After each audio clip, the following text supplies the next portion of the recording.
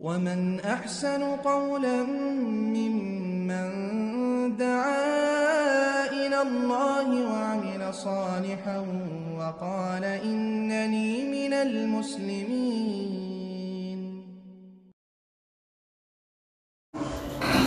إن الحمد لله وحده والصلاة والسلام من لا نبي أما بعد أعوذ بالله من الشيطان الرجيم بسم الله الرحمن الرحيم يا أيها الذين آمنوا إذا نودي للصلاة يوم الجمعة فاسعوا إلى ذكر الله وذروا البيع ذلكم خير لكم إن كنتم تعلمون.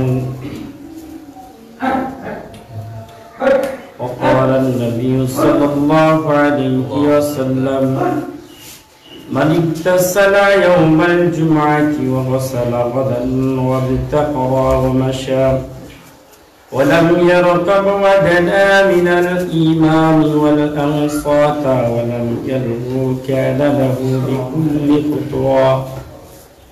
بكل خطوة عمل سنة صيامها وقيامها. وقال النبي صلى الله عليه وسلم إذا خطب حمرت عينه وعلى صوته واشتد غضبه حتى كأنه منذر جائز.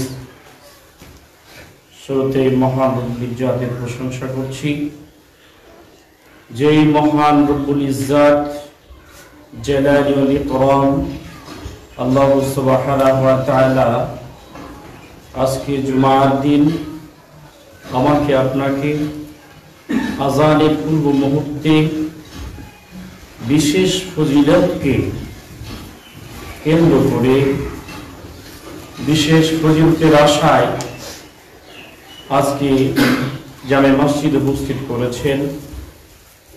সেই মহান আল্লাহ সুবহানাহু ওয়া তাআলা অসংখ্য প্রশংসা। আসলে আমি আপনি বান্দা হিসাবে আল্লাহ সুবহানাহু ওয়া তাআলা প্রশংসা করে শেষ করতে পারবো না। তথাপিও তার শ্রেষ্ঠ হাবিব সর্বকালের সর্বযুগের শ্রেষ্ঠ মহামানব মুহাম্মদ সাল্লাল্লাহু আলাইহি ওয়াসাল্লাম আমাকে আপনাকে যেভাবে তার প্রশংসা করতে বলেছেন, আমরা আজকে সেই প্রশংসায় করছি, সকলে করছি আলহামদুলিল্লাহ। এরপরে পরে দুরূদ ও সালাম তাসলিমা পেশ করছি মানুষের প্রত্যেকটা বিষয় যার সাদৃশ্য অবলম্বন করে চলতে হবে, নতুবা ইহকাল পরকাল উভয় জগৎ হারিয়ে যাবে। সেই শ্রেষ্ঠ মানুষ, প্রাণীকুলের সৃষ্টিকুলের শ্রেষ্ঠ ইনসান আহমদ মুস্তফা মুহাম্মদ মুস্তফা রাসূল আকরাম রাসূল করিম সাল্লাল্লাহু আলাইহি ওয়াসাল্লামের প্রতি অগণিত দুরূদ ও তাসলিমা বর্ষিত হোক। সকলে পড়ছি সাল্লাল্লাহু আলাইহি ওয়াসাল্লাম। আল্লাহুম্মা সাল্লি আলা মুহাম্মদ ওয়া আলা আলি মুহাম্মদ। সম্মানিত আজকে উপস্থিত দিন মুসলিম ভাই, আজকে আমরা এই সংক্ষিপ্ত সময়ের মধ্যে জুমার দিনের সুন্নাহ এবং বিদআত নিয়ে কয়েকটি কথা বলার চেষ্টা করব ইনশাআল্লাহ। জুমার দিনকে কেন্দ্র করে যেমন সুন্নাহ রয়েছে তেমন বিদআতীরা যারা যুগে যুগে ইসলামকে ধ্বংস করেছে, যাদের জন্য আজকে ইসলামের এই পরিস্থিতি, তারা তদস্থলে একটা বিদআত ঢুকানোর চেষ্টা করেছে। সেই বিদআতগুলো আজকে কিছুটা হলেও, ন্যূনতম হলেও আমরা বুঝার চেষ্টা করব ইনশাআল্লাহ।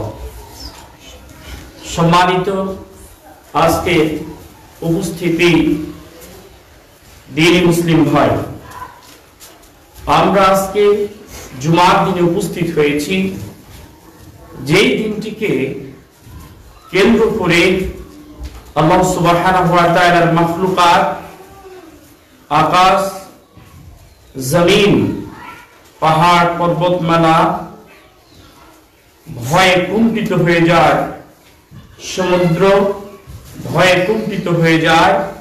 তার কারণ এই জুমার দিনটিতেই কিয়ামত সংঘটিত হবে। এই কারণে তাহলে কিয়ামত কত ভয়াবহ, যে কিয়ামতের দিন জুমার দিনে অনুষ্ঠিত হবে, সংঘটিত হবে। এই জন্য রাসূল করিম সাল্লাল্লাহু আলাইহি সাল্লাম মিসকাতুল মাসাবিহের 1363 নম্বর হাদিসের মধ্যে বলছেন, পাহাড়, পর্বত, আকাশ, জমিন, সমুদ্র, সমস্ত মাখলুকাত, যেগুলো মাখলুকাতের কাছে, মানুষের কাছে আশ্চর্যমণ্ডিত হয়, যেমন আকাশ, আল্লাহ সুবহানাহু ওয়া তাআলা ফি সিত্তাতি আইয়াম, আকাশ এবং জমিনকে 6 দিনে সৃষ্টি করেছেন, যা নেই কোনো খুঁটি, নেই কোনো পিলা, অথচ আল্লাহ সুবহানাহু ওয়া তাআলা শূন্য ভরে সাতম আকাশকে এইভাবে নাশ করে রেখেছেন।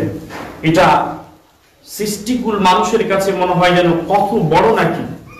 তারপরে এই আকাশ, এই জমিন, এই সমুদ্র, এই পাহাড়, এই পর্বত, এই সমুদ্রগুলো আজকের এই দিনটি আসলে মুহাম্মদ সাল্লাল্লাহু আলাইহি সাল্লাম বলছেন ভয় কুণ্ঠিত হয়ে যায়। অথচ আমরা মুসলিম, আমরা মাখলুকাতের মধ্যে শ্রেষ্ঠ মাখলুকাত, আশরাফুল মাখলুকাত, আমরা শ্রেষ্ঠ, অথচ আমরা এই দিনটিকে নিয়ে ভয়তে দূরের কথা, আমাদের ইবাদতের তালিকায়, আমাদের ইবাদতের সূচনায় আজকের এই দিনটি নিয়ে তেমনটি মাথা ব্যথা অধিকাংশ ইনসানের নেই, অধিকাংশ মানুষের নেই। সম্মানিত উপস্থিতি, আজকের এই দিনটি অত্যন্ত গুরুত্বপূর্ণ, যা আমরা বিগত 2 জুমা থেকে পরম্পর সেই ধরনের আলোচনাগুলো শুনে আসছিলাম। আল্লাহ সুবহানাহু ওয়া তাআলা আজকে এই দিনটিকে কেন্দ্র করে সবচেয়ে দামি কিতাব যে কিতাবটির ক্ষেত্রে আল্লাহ সুবহানাহু ওয়া তাআলা বলছেন, ইন্না নাহনু নাযালনা যিকরা ওয়া ইন্না লাহু লাহাফিজুন, নিশ্চয় আমি আল্লাহ সুবহানাহু ওয়া তাআলা কোরআন কারীমকে নাযিল করেছি এবং এর সংরক্ষণের দায়িত্ব আমার কাছে রেখে দিয়েছি। শ্রেষ্ঠ একটি কিতাব, যে কিতাবটি মানুষ মরে গেলেও যে ওর পাঠক হবে, কোরআন কারীমের যে ব্যক্তি পাঠক হবে, আল্লাহ সাল্লাল্লাহু আলাইহি সাল্লাম সহিহ মুসলিমের 1510 নম্বর হাদিসে বলছেন, ইশফাআনি লিল আবদি ওয়াল কুরআন ইশফাআনি লিল আবদি ইয়াওমাল কিয়ামা, কিয়ামতের দিন কোরআনুল কারীম নিজ পাঠকের জন্য আল্লাহ সুবহানাহু ওয়া তাআলার কাছে সুপারিশ করবেন। সুবহানাল্লাহ।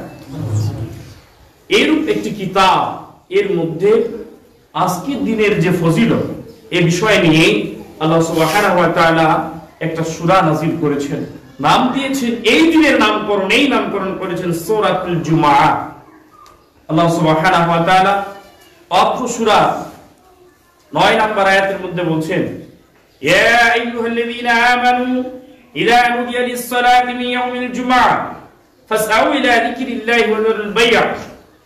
আল্লাহ সুবহানাহু ওয়া তাআলা বলেন, হে ঈমানদারগণ, যারা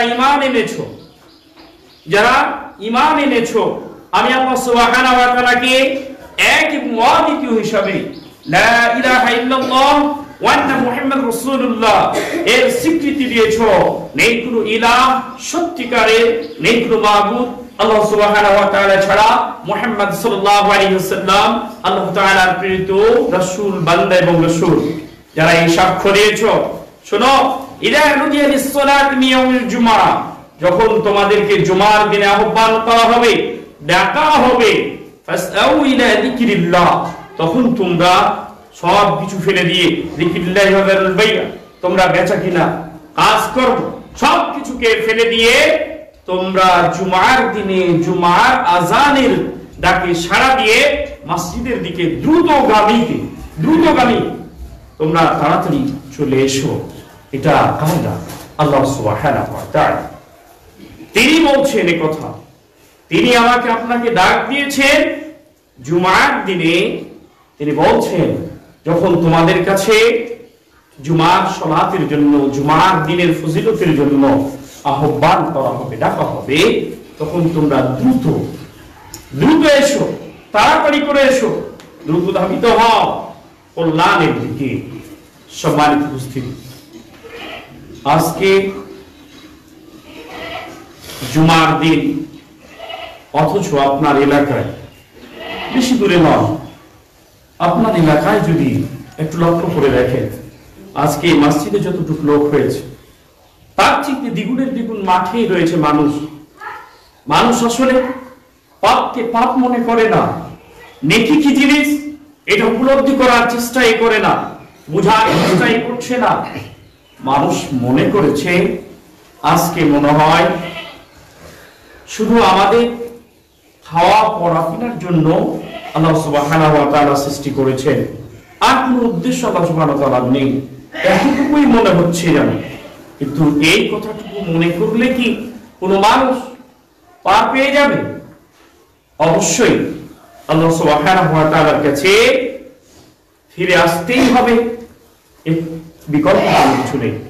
সম্মানিত উপস্থিতি, আজকে জুমার দিন অত্যন্ত গুরুত্বপূর্ণ একটি ইবাদতের দিন। আজকে যে দিনের কথা বলতে গিয়ে আল্লাহ নবী মুহাম্মদ সাল্লাল্লাহু আলাইহি ওয়াসাল্লাম সুনানে তিরমিজি 496 নম্বর হাদিসের মধ্যে, আবু দাউদের 345 নম্বর হাদিসের মধ্যে বলেন,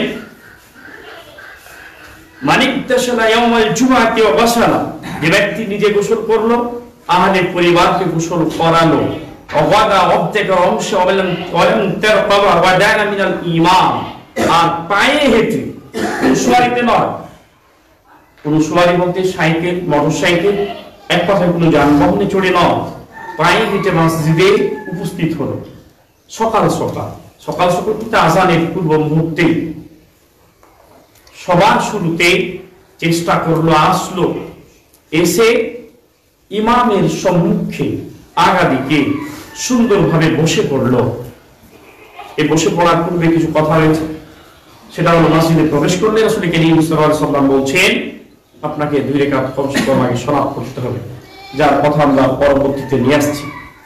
তো সম্মানিত উপস্থিতি, রাসূল কারীম সাল্লাল্লাহু আলাইহি ওয়াসাল্লাম বললেন, যে ব্যক্তি জুমার দিনে নিজে গোসল করলো, আহলে পরিবারকে করালো, আর জুমার দিন পায়ে হেঁটে পদব্রজে মসজিদে উপস্থিত হলো, ইমামের সম্মুখে এসে বসে পড়লো, তাহলে ওয়ানসাতা ওয়ালাম ইয়ালগু কানা লাহু বিকুল্লি খুতওয়াতিন আমালিন সানাতিন সিয়ামুহা ওয়া কিয়ামুহা।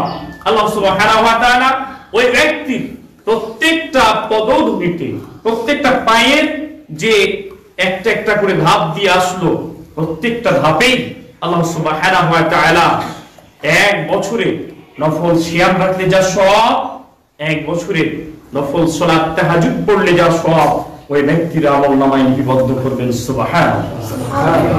আপনি আর কি নিতে চান? কি আল্লাহ সুবহানাহু ওয়া তাআলার কাছে চান?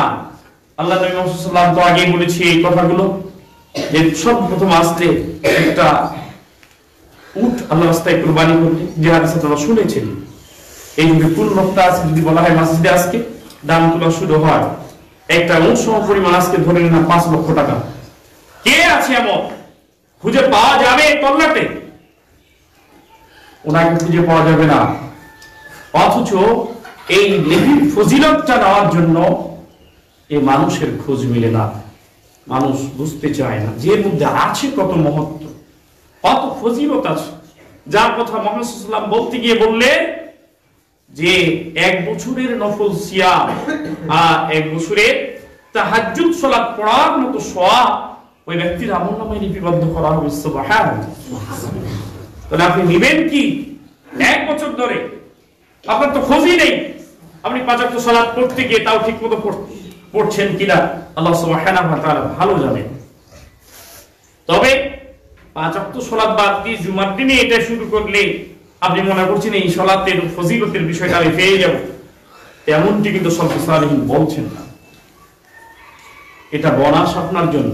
যে সরকারি চাকরি করে তার জন্যই ঈদুল ফিতর ঈদুল আজহা আসলেই বোনাস থাকে, আপনার জন্য তো না। আপনার জন্য সেই বোনাস নেই। অন্যটি যে ব্যক্তি কন্টিনিউ আল্লাহ সুবহানাহু ওয়া তাআলার কাছে হাজিরা দেয়, সালাত পড়ে প্রতিষ্ঠিত করার চেষ্টা করে, সেই ব্যক্তিকেই আল্লাহ সুবহানাহু ওয়া তাআলা এইরূপ ফজিলতের অধিকারী করবেন। সম্মানিত উপস্থিতি, তাহলে ইনশাআল্লাহ আমরা আজ থেকে নিয়ে যতটুকু আমরা শোনার চেষ্টা করলাম, আল্লাহ সুবহানাহু ওয়া তাআলা আমাদেরকে শুনিয়েছেন, এই কথাগুলোর মধ্যে এই বিষয়গুলোকে গুরুত্বপূর্ণ ভেবে জীবনের একটা মহান বিষয় ভেবে প্রত্যেক জুম্মায় আমরা চেষ্টা করব সেইভাবে আসা। তবে হাদিসটির বিশ্লেষণে নিজে গোসল করতে হবে আর আহলে পরিবার। কেউ বলেছে এই জানাবা জুনবি গোসল মানে ফরজ গোসল থাকলে সে গোসল, তবে অধিকাংশ ওলামা বিশ্লেষণে পাওয়া যায় নিজে গোসল করলেন আর আহলে পরিবার যাদের সালাতের উপযুক্ত বয়স হয়েছে তাদের উপর, মানে জুমার সালাত শিশু বাচ্চা 10 বছরের নিচে কারোর উপর ফরজ না, জুমার সালাত কোনো মেয়ে মানুষের জন্য ফরজ না, জুমার সালাত কোনো পরাধীন মানুষের জন্য ফরজ না, জুমার সালাত যার জ্ঞান রয়েছে সুস্থ অবস্থায়, রোগীর জন্য না, সুস্থ অবস্থায় রয়েছে, আর বয়স সালাত যার উপর ফরজ হয়েছে 10 বছর থেকে নিয়ে উপরে তার জন্য ফরজ। এই ব্যক্তিকে গোসল নিজে করবে আর আহলে পরিবারকে করিয়ে সালাতে উপস্থিত হবে, তাকে এই সব দিবেন আল্লাহ সুবহানাহু ওয়া তাআলা। প্রত্যেক আল্লাহ সুবহানাহু ওয়া তাআলা নবী বলছেন 1 বছরের নফল সিয়াম নফল সালাত, এর চেয়ে আমাদের কাছে আর কি আল্লাহ সুবহানাহু ওয়া তাআলার কাছে পাওয়া চার বিষয় রয়েছে। এবার আসি সম্মানিত উপস্থিতি, আমরা মসজিদে চলে আসলাম। মসজিদে চলে এসে প্রশ্ন আসে এখন আজানের বিষয়। তো জুমার দিনের আজানের বিষয়টা কি, কোরআন এবং সুন্নাতে কি রূপ বর্ণিত হয়েছে, বিষয়টা আমাদেরকে বুঝতে হবে। আর বুঝে গোড়ামি ছেড়ে দিয়ে আমলের তাগিদে আসতে হবে। গোড়ামি বলতে আমাদের এই সমাজে 2 শ্রেণীর মানুষ পাওয়া যায়। এক শ্রেণীর হলো ইতিপূর্বে অমুক বড় আলেম ছিলেন, ওরা বড় বড় হাদিস পড়তেন, ওদের হাদিস ছেড়ে থাকা যেত না, এই জন্য এই যে হাদিসটা ছেড়ে থাকতে পারি না বিধায় এই স্টারের ব্যবস্থা করেছে। আপনি বড় হাদিসেরই দলিল নেন, দেখি আপনি এই হাদিসটা কত ছেড়ে থাকতে হবে, প্রায় 5 কেজির ওজন, এর প্রায় 14টি হাদিস রয়েছে, আমার কাছেই রয়েছে। এরকম অসংখ্য যারা আলেম, যারা ইসলামকে অন্বেষণ করে, যারা গবেষণা করে, গবেষণা করার চেষ্টা করে, তাদের কাছে রয়েছে।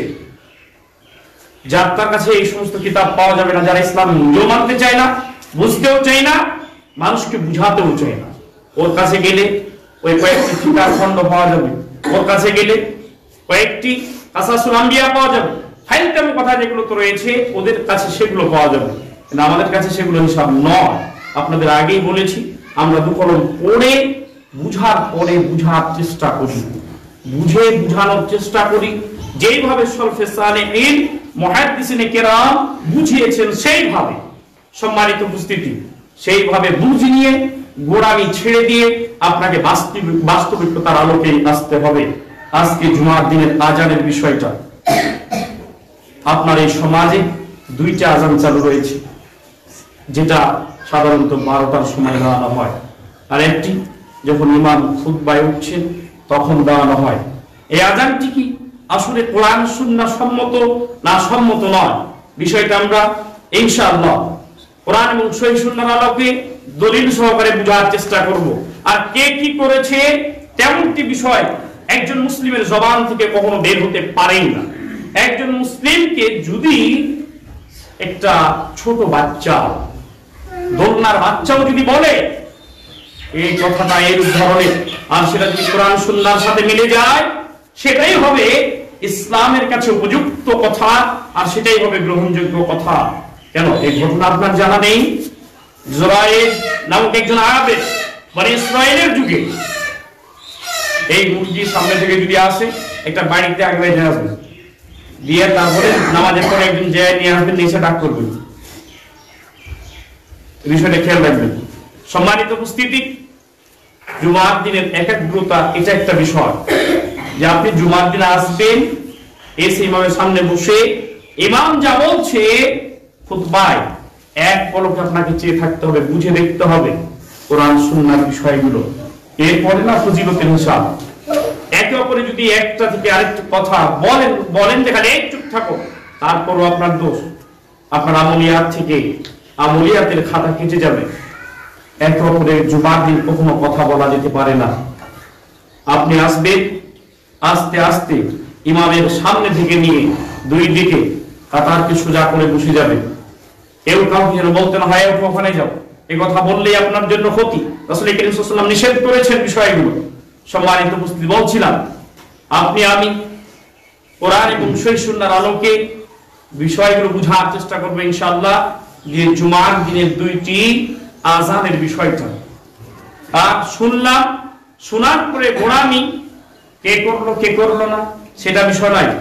যেমন বলছিলাম জুরাইজের কথা, ছোট বাচ্চাও তার একটা ফয়সালা দিয়েছেন বলে ইসরায়েলের একজন আবেদ, যেটা সহিহ বুখারীর মধ্যে হাদিসটি সম্ভবত কিতাবুল মসজিদের মধ্যে মসজিদের আলোচনা বিষয় নিয়ে এই হাদিসটি এসেছে। সম্মানিত উপস্থিতি, সহিহ বুখারীতে অবশ্যই আছে হাদিসটি। জুরাইজ এই ব্যক্তি এক সময় সুন্নাত নামাজ পড়তে নফল নামাজে দাঁড়িয়েছিলেন। তার মা তাকে পিছন থেকে ডাক দিয়েছিল, পাই নাই। এর 3 দিন হয়েছিল। শেষ পর্যন্ত তার মা না পাওয়ার কারণে বদদোয়া দিয়েছিলেন। সেই দোয়া তার মার গৃহীত হয়ে যায়। পাশে থেকে এক ব্যভিচারী মেয়ে তাকে এসে প্রপোজ করলো যে ঠিক আছে জুরাইজ, আমি আমার শরীরকে দেহকে তোমার কাছে দিয়ে দিলাম। জুরাইজ বলেছিল না না, এটা কখনো হতে পারে না, আমি আল্লাহর আবেদ, আমি একজন ঈমানদার। সেই মেয়ে সেখান থেকে গিয়ে দূরে গিয়ে এক রাখালের সাথে সে নিজকে সঁপে দিয়ে তার পেট থেকে একটা অবৈধ সন্তান, যাবত সন্তান হয়েছিল। এক পর্যায়ে এলাকার মানুষ জিজ্ঞেস করলো এলাকার সন্তান, সে ওই মহিলাটা বলেছিল এটা জুরাইজের সন্তান। দেশের মানুষ কোনো কথা না ভেবে না বুঝে এসে জুরাইজের ইবাদতখানাটাকে ভেঙে চৌচির করে দিয়েছিলেন। এরপর জুরাইজ বললেন যে বিষয়টা কি, এই কারণে আমার এই ইবাদতখানা ভাঙা হলো। কেন তুমি বুঝতে পারো নাই? তুমি ওই মেয়ের সাথে জিনা করেছো, ব্যভিচার করেছো, আর এর সন্তান তার পেটে ধারণ হয়েছে, তুমি বুঝতে পারো নাই?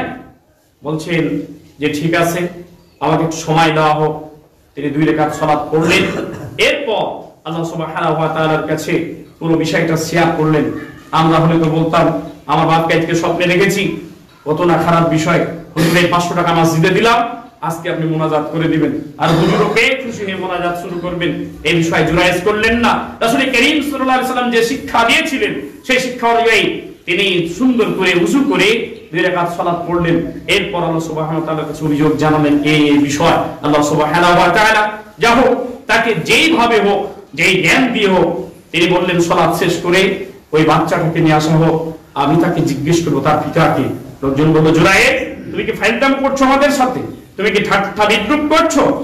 বলে আচ্ছা নিয়ে আসা হোক। নিয়ে আসা হলো। বাচ্চাকে ঘোঁচা মেরে বললেন তোমার পিতা কে?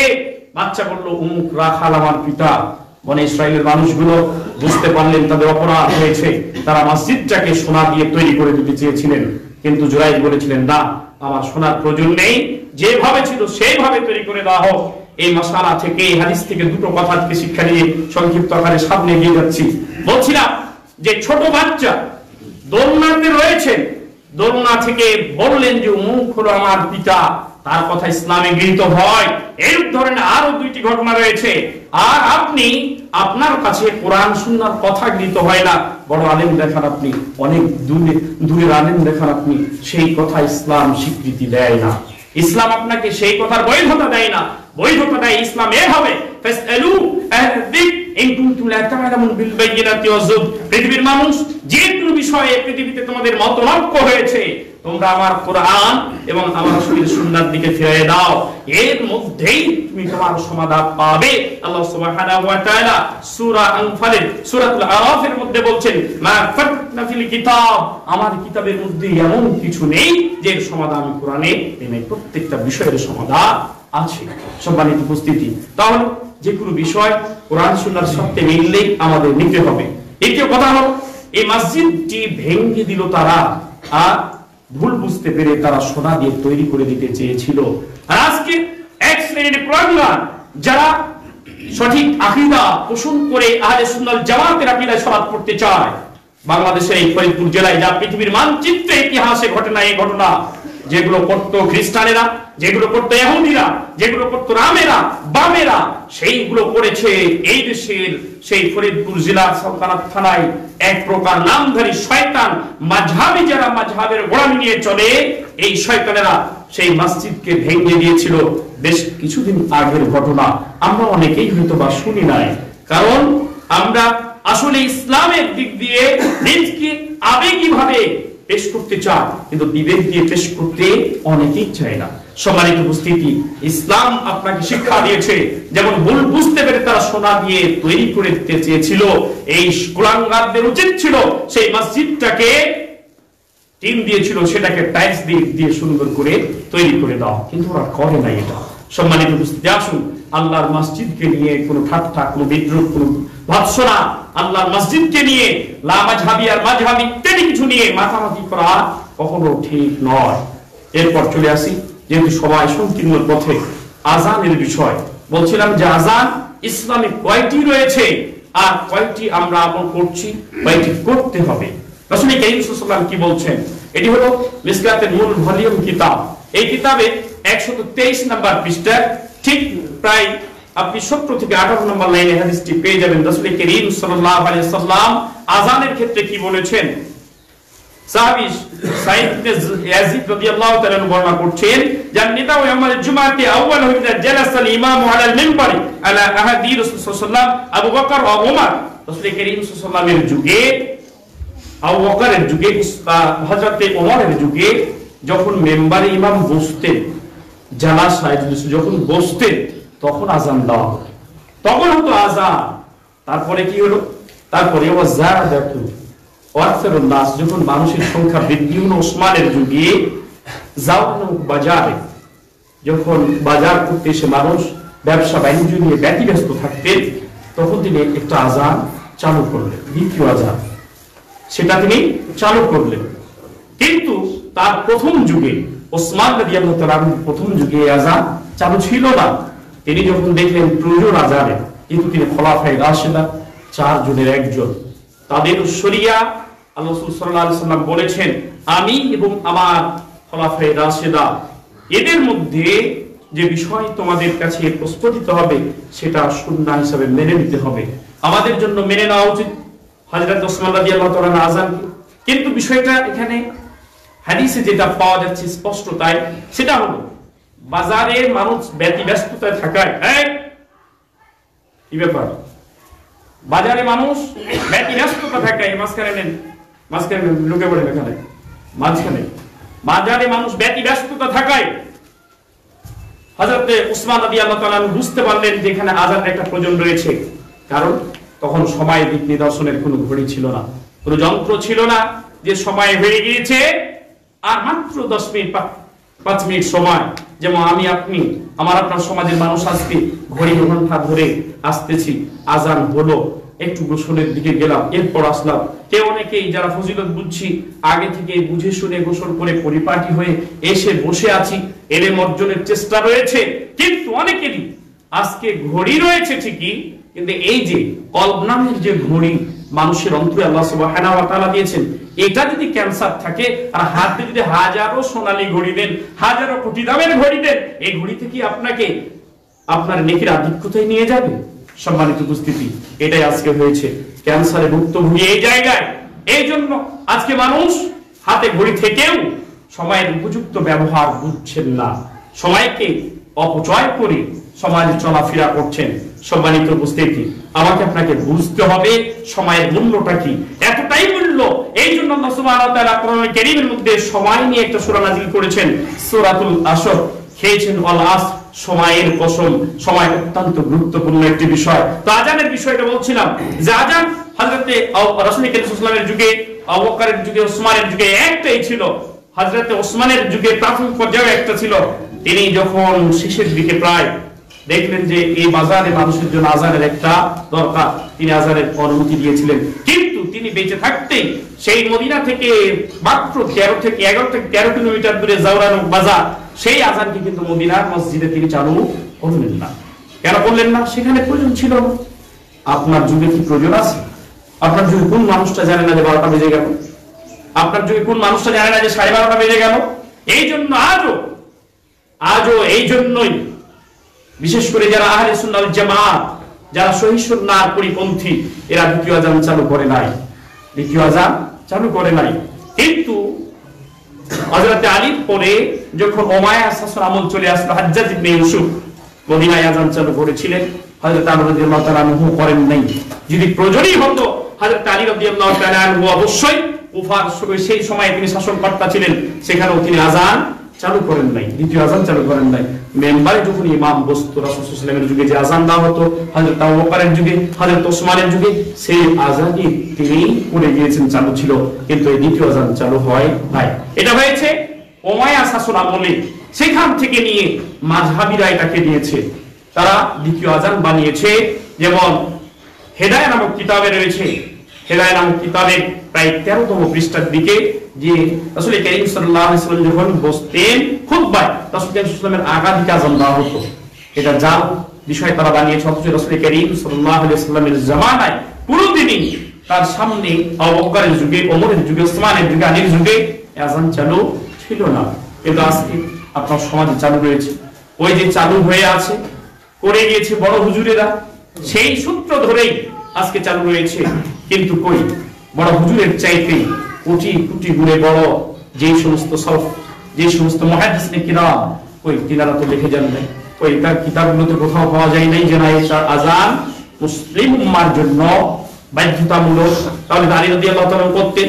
আলী রাদিয়াল্লাহু তাআলার চাইতে হযরত ওসমানের ক্ষেত্রে আমাদের দরদ কেমন করে উঠলে পড়ল। হযরত ওসমানকে কি আমরা আলী রাদিয়াল্লাহু তাআলার চেয়ে বেশি ভালোবাসতে পারি? একে তো ইসলামের তারা শীর্ষ পর্যায়ের মানুষ, তারা তিনি তার ভাইরা, রাসূল করিম সাল্লাল্লাহু আলাইহি ওয়াসাল্লামের ছোট মেয়ের সাথে আলী রাদিয়াল্লাহু তাআলা বিবাহ হয়েছিল, আর দুই মেয়ের সাথে বিবাহ হয়েছিল হযরত ওসমানের। কিন্তু একজন মরে যাওয়ার পর আরেকজনের সাথে হয়েছিল। সম্মানিত উপস্থিতি, সেই দিক দিয়ে আত্মীয়তা, তারপরও তার দরদ হয় নাই যে দ্বিতীয় আযান চালু করতে হবে, কারণ এটা শরিয়া। এটা শরিয়া। বাপ কি বললো, বাবা কি বললো, বড় ভাই কি বললো, দেশের নেতা কি বললো, দেশের খেতা কি বললো, এটা দেখা শরিয়াতে সময় নেই। এই জন্য তো সম্মানিত উপস্থিতি, আজকের বিষয়গুলো আমাকে আপনাকে সেইভাবে উপলব্ধি করতে হবে। এরপর আসুন, আযান একটাই। অধিকাংশই, বেশিরভাগই উলামায়ে কিরামের সলফে সালিহিনদের আকীদা এবং তাদের বিষয় আযান একটাই। এই জন্য আলী রাদিয়াল্লাহু তাআলা মানেন নাই, তিনি একটাই চালু করে গিয়েছিলেন। তাহলে যদি আমাদের জন্য সেটা পালনীয় হতো, আলী রাদিয়াল্লাহু তাআলা চালু করতেন, কেন করলেন না? সম্মানিত উপস্থিতি, আসুন, এটা মাযহাবীদের গোলামি। এই গোলামি আমার আপনার সময়ে থাকতে পারে না, আহলে সুন্নাহ ওয়াল জামাতের মসজিদে থাকতে পারে না। এই গোলামি তুলে দিতে হবে। কে জানে না 12:30 বেজে গেছে, আপনাকে আযান দিয়ে বলে দিতে হবে। তারপরে পয়ত্তেরি করে কিছু মানুষকে দেখতেছি জুমার দিনে মাইকিং করে বলতেছে, ইয়া আইয়ুহাল্লাযীনা আমানু ইযা নুদিয়া লিস-সালাতি মিন ইয়াউমিল জুমআহ, আজকে জুমার দিন আসো, মসজিদে গোসল করো, মুখ ধুও কর। এই তো খবর রয়েছে, কাল কিয়ামতের দিনের খবর রয়েছে। এই সুপারিশ, এই পারমিশনকে কে দিয়েছে যে জুমার দিনে একে আহ্বান করতে হবে? এই জন্য হযরত আব্দুল্লাহ ইবনে ওমর এক মসজিদে প্রবেশ করেছেন আর মানুষদেরকে আহ্বান করছেন নামাজের জন্য। হযরত ওমর, আব্দুল্লাহ ইবনে ওমর বলছেন, হাযা মসজিদুল বিদআহ, এই মসজিদ তো বিদআতি মসজিদ, ওখানে আমাকে বের করো। তাকে বের করে নিয়ে যাওয়া হলো, তিনি মসজিদে নামাজই পড়লেন না। আর আমরা আরে বলছে খারাপ কথা বলছে কি, তো ভালো কথা বলছে। আপনাদের এর আগে একটা গত জুমায় এর হাদিস শোনাইছিলাম, ভালো কথা, কিন্তু রাসূল করিম সাল্লাল্লাহু আলাইহি ওয়াসাল্লাম বলেছেন না না না, আমার ফর্মুলাই হলে ভালো হবে, মান আহদাসা ফি আমরিনা হাযা মা লাইসা মিনহু ফাহুয়া রাদ। সহিহ বুখারী বললেন 371 নম্বর পৃষ্ঠায় রয়েছে হাদিসটি, সুনান তিরমিজির 77 নম্বর পৃষ্ঠায়, এই মিশকাতের 27 নম্বর পৃষ্ঠা 7 নম্বর লাইনে হাদিসটি রয়েছে। রাসূল সাল্লাল্লাহু আলাইহি ওয়াসাল্লাম বলছেন, যে ব্যক্তি যে আমল করুক না কেন সেটা যদি আমি রাসূলের সুন্নাহর সাথে আমার কথার সাথে মিলে যায় সেটা গ্রহণ করে একটা সাথে। আর ওনাকে কে পরিত্যাগ করতে বলেছে? মানুষকে আহ্বান করতে হবে। আপনি তো আসলে শরীয়ত বুঝেন না ভাই, একটু পড়ে দেখুন না। আপনাকে যে অনুরোধ করছি পড়তে, আপনি পড়ুন, তাহলে আপনি বুঝবেন যে আসলে ন্যায় করছে না অন্যায় করছে। সম্মানিত উপস্থিতি, এরপর চলে আসি যে সুন্নাহ। জুমার দিনে মসজিদে প্রবেশ করেই রাসূল করিম সাল্লাল্লাহু আলাইহি ওয়াসাল্লাম বলছেন, ফাসাল্লামা কুদিরা লাহু। সহিহ বুখারী 857 নম্বর হাদিস, সহিহ বুখারী 883 নম্বর হাদিস। মানুষ সাধ্য মতো জুমার দিনে নফল সালাত পড়বে, খুতবা পড়বে সাধ্য মতো। 4 রাকাত পড়তে হবে, 2 রাকাত পড়তে হবে এমনটি নয়, তবে 2 রাকাত পড়তেই হবে, এটা বাধ্যতামূলকের মতো। কেন? রাসূল করিম সাল্লাল্লাহু আলাইহি ওয়াসাল্লামের যুগে একজন সাহাবী আসলেন, এসে মসজিদে বসে পড়ছে, খুতবা চলাকালীন তাআলা রাসূল বলছেন, এই তুমি কি সালাত পড়েছো? আজলিস আলাইহি, তুমি কি সালাত পড়েছো? তিনি বললেন, ফুলতুল্লাহ, আমি তো সালাত পড়ি নাই। তো বললেন যে তুমি ফাসাল্লু রাকাতাইন, তুমি আগে 2 রাকাত সালাত পড়ো, এরপর বসো। খুতবা চলাকালীন যেই হোক না কেন আসলে মসজিদে 2 রাকাত সালাত পড়তে হবে, এরপর বসতে হবে। সম্মানিত উপস্থিতি, তাহলে জুমার দিন মসজিদে প্রবেশ করে প্রথম 2 রাকাত সালাত, এরপর খুতবার আগে সাধ্য মতো আপনি সালাত পড়তে পারেন, নফল সালাত যত রাকাত আপনার মনে হয় আপনি পড়তে পারবেন। এটা সহিহ বুখারীতে স্পষ্ট হাদিস রয়েছে। এরপরে আপনার শুরু হলো খুতবা। এই খুতবা চলাকালীন একে অপরে কেউ কোনো কথা বলতে পারবেন না। তাহলে এরূপ কোনো পারমিশন নেই যে একে অপরে কথা বলতে পারে, কেউ কথা বলতে পারবেন না। বললে আপনার যে আমলিয়াতের নেকির এটা কেটে দেওয়া হবে। সম্মানিত উপস্থিতি, এরপরে খুতবা, এই খুতবা হতে হবে বাংলা ভাষায়। কেন? রাসূল করিম সাল্লাল্লাহু আলাইহি ওয়াসাল্লামকে লক্ষ্য করে আল্লাহ সুবহানাহু ওয়া তাআলা বলেছেন যে হে রাসূল, আপনাকে আমি প্রেরণ করছি। শুধু রাসূলকে নয়, আল্লাহ সুবহানাহু ওয়া তাআলা পৃথিবীর প্রত্যেকটা নবী এবং রাসূলকে আরবি ভাষায় নাযিল করেছেন। ওয়া আরসালনা মির রাসূলিন ইল্লা বিলিসানিল কওমিহি লিউবাইয়িনা লাহুম। আরবি ভাষায় নাযিল করেছিলেন আমাদের রাসূলকে, প্রত্যেকটা নবীকে তার মাতৃভাষায় নাযিল করেছিলেন, যাতে করে মানুষদেরকে তাদের মাতৃভাষায় বুঝিয়ে দেওয়া হয়। কিন্তু আজকে মাযহাবী ভাইরা তারা কি করতেছে? আরবি খুতবা দিতেছে। বাংলা খুতবার প্রয়োজন আছে বিধায় তারা বসে বসে খুতবা দেয়, মানে বাংলা বয়ান দেয়, কিন্তু খুতবা আরবিতে দাঁড়িয়ে দেয়। এটা কোরআন সুন্নাতে কখনো গৃহীত নয়। সেই সুন্নাহর আলোকে এই বিষয়গুলো গৃহীত নয়। মাযহাবী ভাইদের মসজিদে রয়েছে। মাযহাবী মানে বুঝবেন হানাফি যাদের বলা হয়। হানাফি হলেই যে সে খারাপ হয়ে গেল না। হানাফি যদি ভালো মতো হানাফি হয়ে থাকে, ইমাম আবু হানিফাকে স্মরণ করে থাকে, সেও একজন আহলে সুন্নাত জামাতের আকীদার অন্তর্ভুক্ত।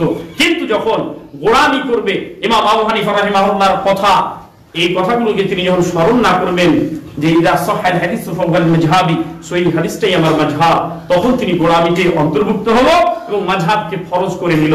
সম্মানিত উপস্থিতি, আমার আপনার জন্য মাযহাব মানা ফরজ নয়, মুহাম্মদ সাল্লাল্লাহু আলাইহি ওয়াসাল্লামের কথাই আমার আপনার জন্য মানা গুরুত্বপূর্ণ একটি ইবাদত। সম্মানিত উপস্থিতি, আসুন জুমার দিন আজকে খুতবায়, এই খুতবার মঞ্চটা হতে হবে রাসূল করিম সাল্লাল্লাহু আলাইহি ওয়াসাল্লাম একদা তার একজন মহিলা সাহাবীকে তিনি ডাক দিয়ে বললেন, তোমার যে বান্দা রয়েছেন, তোমার যে চাকর রয়েছে তাকে ডাক দাও, ডাক দিয়ে আমার জন্য একটা ঝাউ, মানে একটা কাঠের তুমি মঞ্চ এনে দাও, যাতে করে আমি আজলিস আলাইহিন্না ইদা কুলতুন নাস, আমি মানুষকে ওর উপর দাঁড়িয়ে আমি মানুষকে কি করতে পারি? উপদেশ দিতে পারি, কথা বলতে পারি, মানুষকে বুঝাতে পারি। তো এই মেম্বারটা হবে কাঠের, এটা টাইলসের হবে না, এটা ইটের চলবে না। কেন? রাসূল করিম সাল্লাল্লাহু আলাইহি ওয়াসাল্লামের যুগে ইট ছিল। যেমন কিতাব তাহারাতে হাদিসে এসেছে রাসূল সাল্লাল্লাহু আলাইহি ওয়াসাল্লাম ইটের উপর বসে প্রয়োজন ছাদছিলেন, আর আব্দুল্লাহ ইবনে ওমর দাঁড়িয়ে ছাদের উপর থেকে দেখতে পাচ্ছিলেন যে রাসূল ইটের উপর দাঁড়িয়ে প্রয়োজন ছাদছেন। ইট ছিল রাসূল সাল্লাল্লাহু আলাইহি ওয়াসাল্লামের যুগে, অথচ কই রাসূল সাল্লাল্লাহু আলাইহি ওয়াসাল্লাম ইট দিয়ে কোনোদিন মাঠ তৈরি করেন নাই। ওই সাহাবী কি করেছিলেন? মহিলা সাহাবী তার গোলামকে অর্ডার দিয়ে সে কি করেছিল? ঝাউ কাঠের বা গাওয়া ঝাউ কাঠের একটা মঞ্চ বানিয়ে নিয়েছিলেন। সহিহ বুখারীতে হাদিসটা সংকলিত হয়েছে। কাঠ, ঝাউ বা যে কোনো কাঠের হতে হবে, কিন্তু টাইলস বা ইটের কখনো মেম্বার তৈরি হবে না। যেমন এই মেম্বারটা কিন্তু উপযুক্ত মেম্বার নয় কোরআন সুন্নাহ অনুযায়ী। কেন নয়? রাসূল করিম সাল্লাল্লাহু আলাইহি ওয়াসাল্লাম প্রথম ধাপে উঠলেন, মানে সালাত পড়তে পড়তেই মেম্বারে উঠেছেন, একটার পর একটার পর একটা 3 সিঁড়িতে উঠেছেন। সাহাবীরা আমিন আমিন বলেছেন, রাসূল করিম সাল্লাল্লাহু আলাইহি ওয়াসাল্লাম আমিন আমিন বলেছেন 3টা সিঁড়ি। তো আপনার শেষ সিঁড়িতে যদি আমি দাঁড়াই, এটা উল্টে যাওয়ার সম্ভাবনা রয়েছে, অতএব এটা উপযুক্ত নয়। অতি সত্য আপনাদের জন্য উচিত এই মেম্বারকে চেঞ্জ করে সুন্দর করে 3টা সিঁড়ি পদ্ধতি অনুযায়ী একটা মেম্বার তৈরি করা। সম্মানিত উপস্থিতি, এটা নজরে রাখবেন ইনশাআল্লাহ। এরপর আসি, এই মেম্বারে উঠে আমাকে আপনাকে, সম্মানিত উপস্থিতি, সবাই আসলে 40-এর বেশি নিতে চাইলে, কিন্তু আজকে জুমারটা কথা শেষ করে দেবো, এই জন্য আর কয়েকটা মেসেজ নিয়ে কথা শেষ করছি ইনশাআল্লাহ। তো বলছিলাম, এই জুমার যে মঞ্চটা, এই মঞ্চটাতে কথা হতে হবে এইভাবে, যেভাবে রাসূল করিম সাল্লাল্লাহু আলাইহি ওয়াসাল্লাম বলেছেন, যে সাহাবী বর্ণনা করছেন যে ইদা খাতাবা উহমিরাত আইনাহু, রাসূল করিম সাল্লাল্লাহু আলাইহি ওয়াসাল্লাম যখন খুতবা দিতেন চোখগুলো লাল হয়ে যেত, এরপর ওয়ালা সাউতাহু, আওয়াজ উঁচু হয়ে যেত, কান্নাহু মুনদির জায়েজ, যেন তিনি কোন সৈন্য সামন্তকে বলছেন, তা কোন সৈন্য সাথীকে তিনি এইভাবে সতর্ক করছেন, এই শোনো, সকালে এই বিপদ আসতে পারে, বিকেলে এই বিপদ আসতে পারে, সতর্ক হয়ে যাও তাড়াতাড়ি। অরূপী আপনাদের ক্ষেত্রেও অনেকেই এটা চুজ করে না। যদি এইভাবে খুতবা দেওয়া হয় তাহলে বলো আসলে ইমামটা একটু কঠোর না, কঠোর খৈঠে, এভাবে কথা বললে বলা হয় ঢেট বাংলায় খৈঠে, আমাদের ইমামটা একটু খৈঠে কথা বলে, মানে কি রসখস নাই। আরে রাসূল সাল্লাল্লাহু আলাইহি ওয়াসাল্লাম বলছেন তার সাহাবীদের রাসূল সাল্লাল্লাহু আলাইহি ওয়াসাল্লাম এইভাবে খুতবা দিতেন, তা আল্লাহ রাসূল যদি এইভাবে খুতবা দিতেন তো আমরা কি করব? আমরা আপনাকে কতটা হাসি মজাক রহস্যে কথা বলবো? আমরা তো পারি না আপনাকে ছায়াছবির গান দিয়ে মাতাতে, আমরা তো পারি না আপনাকে অশ্লীল বা যেগুলো কেসা কাহিনী সেগুলো দিয়ে মাতাতে, এটা তো আমরা পারি না। কেন রাসূল সাল্লাল্লাহু আলাইহি ওয়াসাল্লাম পারেন নাই কি এমন কথা বললে ভুল হবে? রাসূল করিম সাল্লাল্লাহু আলাইহি ওয়াসাল্লাম বলেন বাল্লিগু আন্নি ওয়ালা ওয়ায়া ওয়া হাদিসু আন বনি ইসরাঈল ওয়ালা হারাম, পৃথিবীর মানুষ শুনো, তোমরা যদি আমার পক্ষ থেকে একটা বাণী পাও পৌঁছে দাও, আর বনি ইসরাঈলের কাহিনী বর্ণনা করতে পারো, কোনো সমস্যা নেই। কতগুলো কাহিনী রয়েছে সম্মানিত উপস্থিতি, সেদিকে যাচ্ছি না। এই জুমার খুতবায় হক বের হতে হবে, সত্য কথা বের হতে হবে, এখান থেকে মিথ্যা কথা বের হওয়ার বিষয় নয়। আজকে এই বিষয়টা নিয়ে রাসূল করিম সাল্লাল্লাহু আলাইহি ওয়াসাল্লাম খুতবাতে সমসাময়িক খুতবা প্রদান করতেন। সমসাময়িক মানে আজকে এই দেশে বাংলা ভাষাভাষীদের মানুষের কাছে যে বিষয়টা সংঘটিত হতো সেই বিষয় নিয়ে তিনি কথা বলতেন। আজকে আমাদের দেশে মূর্তি মানে পূজা বা আমাদের দেশে ভাস্কর্য নিয়ে বা মুক্তি নিয়ে এক প্রকার তোলপাড় রয়েছে। সম্মানিত উপস্থিতি, তাহলে অনুভূতিতে আঘাতের বিষয় নয়। আমি মুসলিম হিসাবে কোরআন সুন্নাহর যতটুকু বিষয় একটু কথা বলে শেষ করে দিচ্ছি। সম্মানিত উপস্থিতি, বলছিলাম রাসূল করিম সাল্লাল্লাহু আলাইহি ওয়াসাল্লাম বলছেন লা তাদখুল মালাইকাতু কালবুন ফি ওয়া লা তাসাওবিরুন, ওই ঘরে রহমতের ফেরেশতা প্রবেশ করবে না যেই ঘরে কোনো ভাস্কর্য, যেই ঘরে কুত্তা, যেই ঘরে কোনো ছবি থাকবে সেই ঘরে আল্লাহর রহমতের ফেরেশতা প্রবেশ করবে না। আল্লাহর রহমতের ফেরেশতাবিহীন কোনো ঘর যদি থাকে সেটা হলো শয়তানের ঘর, আর সেই ঘরে কখনো কল্যাণ আসতে পারে না। এই জন্য আমাদের দেশের যারা মাথায় রয়েছে, আমাদের দেশের যেটা মুখ্যমন্ত্রী যিনি দেশকে স্বাধীন করেছেন, যাকে স্বাধীনতার স্থপতি বলা হয়, তার নামে তাকে নিয়ে আমি বলবো কটূক্তি করা হচ্ছে। কেন?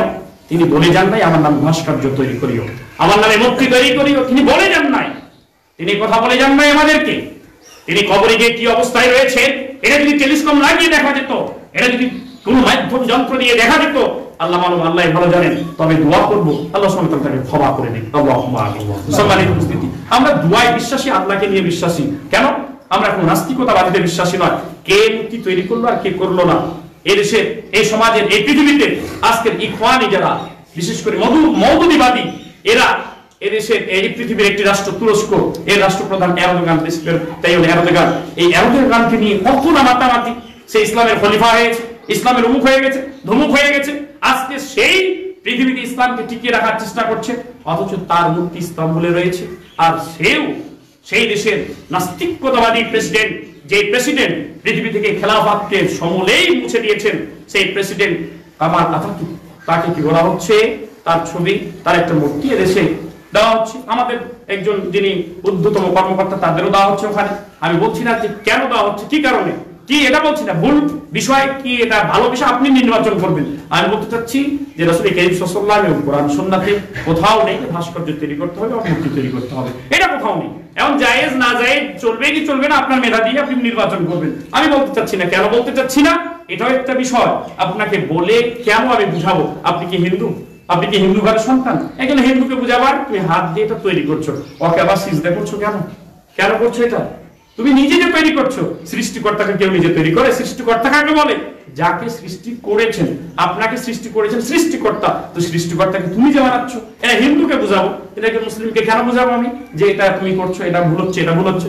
মূর্তি তৈরি করা ইসলাম কোনোদিন সমর্থ করে না, ভাস্কর্য কোনো ইসলাম সমর্থ করে না, কোনোদিনই করে না, চিরতরে হারাম। এটা কেন হারাম? আল্লাহ রাসূল সাল্লাল্লাহু আলাইহি ওয়াসাল্লাম বলছেন, কোন ব্যক্তি যদি কোন প্রাণীর ভাস্কর্য তৈরি করতে চায়, তার কিয়ামতের দিন সে যদি তৈরি করে, তাহলে আল্লাহ সুবহানাহু ওয়া তাআলা ওই ব্যক্তিকে ততক্ষণ পর্যন্ত শাস্তি দিতে থাকবেন আর বলবেন যে এই যে তুমি ভাস্কর্য তৈরি করেছো, এই যে মূর্তি তৈরি করেছো, এর ভিতরে দেহ দাও, এর ভিতরে তুমি ফু দাও, দিয়ে রূহ দিয়ে দাও, রূহ দাও। এর ক্ষমতা রয়েছে রূহ দিতে পারবে? পৃথিবীর কোন মায়ের সন্তানের ক্ষমতা রয়েছে? কেউ রূহ দিতে পারবে না একমাত্র আল্লাহ সুবহানাহু ওয়া তাআলা ছাড়া। তাহলে আল্লাহর কাজ আপনি নেবেন কেন? কি কারণে নেবেন? আমি এটা আপনাকে একটু বুঝাতে চাচ্ছি যে কে কি করলো দেখার সময় আমার আপনার নেই। তবে আপনার আমার বাসাতে, বাড়িতে আমার আপনার সুকেছে যে ছবিগুলো রয়েছে, কুত্তার ছবি রয়েছে, অনেকের বিড়ালের ছবি রয়েছে, অনেকের একটা পুতুল রয়েছে, অনেকের বাড়িতে একটা পাখির ছবি রয়েছে, টাঙ্গা রয়েছে, ওই খেয়াল তো আপনি করেন না। তাহলে দেশকে নিয়ে কি বলতে যাবো? দেশে যে যা পাচ্ছে করছে সেটা আলাদা বিষয়, তাদের বিষয়, কিন্তু তাদেরকে বুঝতে হবে যে এটা মুসলিমের দেশ, এটা ভারত নয় যে ভারতের অসংখ্য জায়গায় দেখলাম মুখের ছবি, মুখের ছবি। এটা ভারত নয়, হিন্দু রাষ্ট্র তো নয়, এটা মুসলিমের রাষ্ট্র। তাদের একটু বিবেচনা করতে হবে, একটু ভেবে দেখতে হবে। কিন্তু আপনার বাড়িকে দেখবে, আপনার বাড়িতে যে মূর্তি রয়েছে, আপনার বাড়িতে ছবি রয়েছে, আপনার ছেলে ডাক্তার, ইঞ্জিনিয়ার, প্রফেসর হয়েছে, ছবিটা নিয়ে সুন্দর করে গ্লাস দিয়ে বেঁধে রেখেছেন, আপনি এটা কি করবেন? আপনি নিজে দেখুন, আগে নিজকে বাঁচতে হবে। কেন? আল্লাহ সুবহানাহু ওয়া তাআলা বলছেন, ইয়া আইয়ুহাল্লাযীনা আমানু কু আনফুসাকুম ওয়া আহলিকুম নারা, তোমরা আগে নিজে বাঁচো, এরপর আহলে বর্গকে জাহান্নাম থেকে বাঁচাও। তো আপনি নিজে বাঁচেন আগে, এরপর রাষ্ট্র দেখবেন। আগে নিজে কিছু দেখেন না, রাষ্ট্র দেখতে যাচ্ছেন। আর ওই যে মাথা মোটা মামুনুল হক, এক মাথা মোটা